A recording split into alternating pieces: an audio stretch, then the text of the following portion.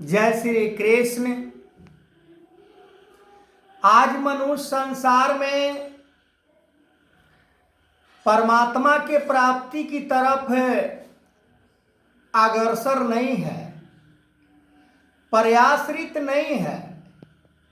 आज संसार के मनुष्य देवताओं के प्रति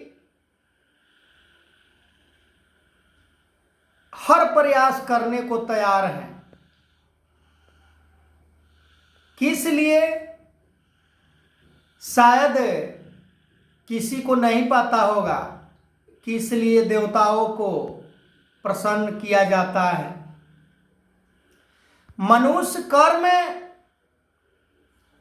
करता है इसलिए कि हमें उससे जल्दी उसका फल प्राप्त हो, कर्म किए हुए का। ये तो बिजनेस हो गया कि हम आपको पूजा पाठ याचना करेंगे और आप हमें तत्काल उसका फल देना। पर उसे पता नहीं होता है कि हमें जो भी फल प्राप्त हो रहा है ये शाश्वत नहीं है, ये सदा रहने वाला नहीं है, ये समाप्त होने वाला है। पर देवता ये सलाह नहीं आपको दे सकते कि हम परमात्मा, हम भगवान नहीं हैं। हमें आप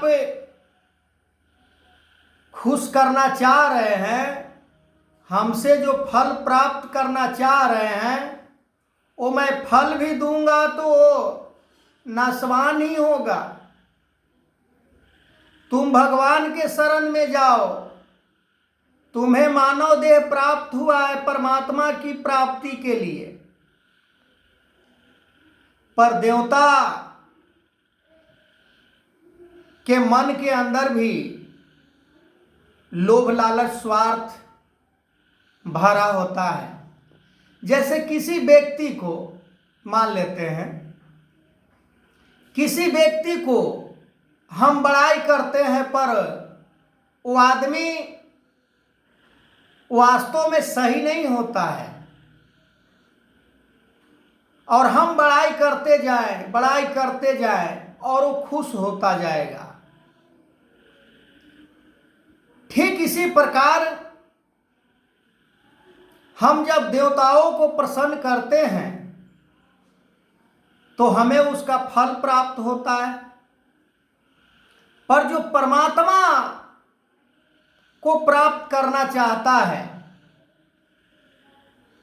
वो कभी न मरता है, न नाश होता है, न समाप्त होता है। एक रस रहने वाला निराकार परमात्मा आज संसार में बहुत कम लोग ही जानते हैं कि निराकार परमात्मा को भी प्राप्त किया जा सकता है, निराकार परमात्मा को भी देखा जा सकता है।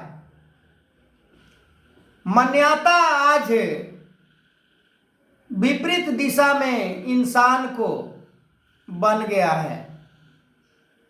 परमात्मा को प्राप्ति में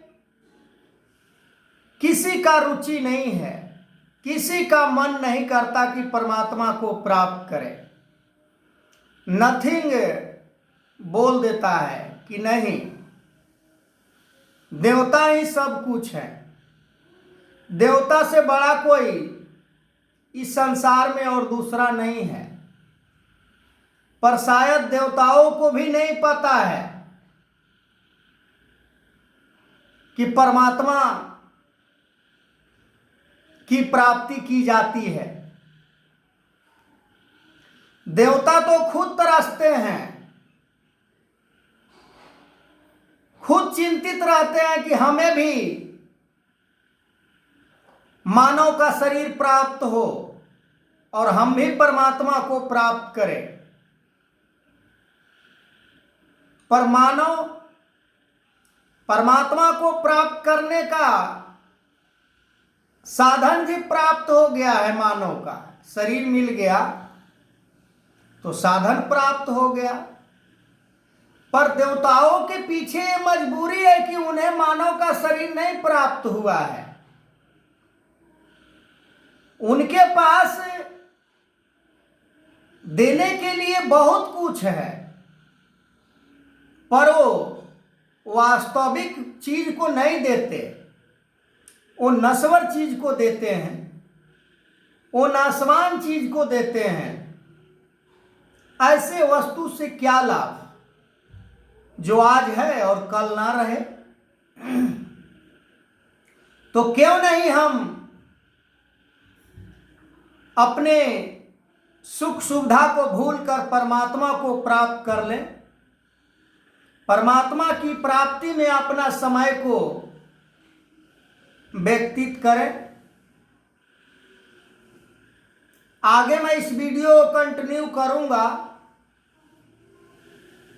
तब तक के लिए जय श्री कृष्ण।